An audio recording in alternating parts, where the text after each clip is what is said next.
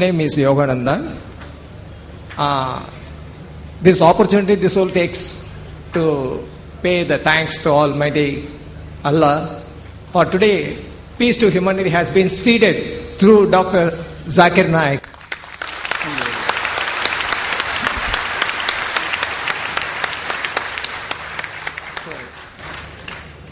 Peace to humanity for the Hindu-Muslim unity. So, thanks very much for your very great effort he has taken by going through all the Vedas and other things. Really big task he has done. But still more is the another part of in Hinduism. There is he has touched the matter of Vedanta. There is Siddhanta is another one is there.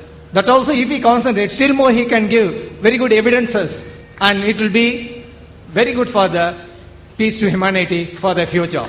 Okay, thank you very much. Thanks Allah.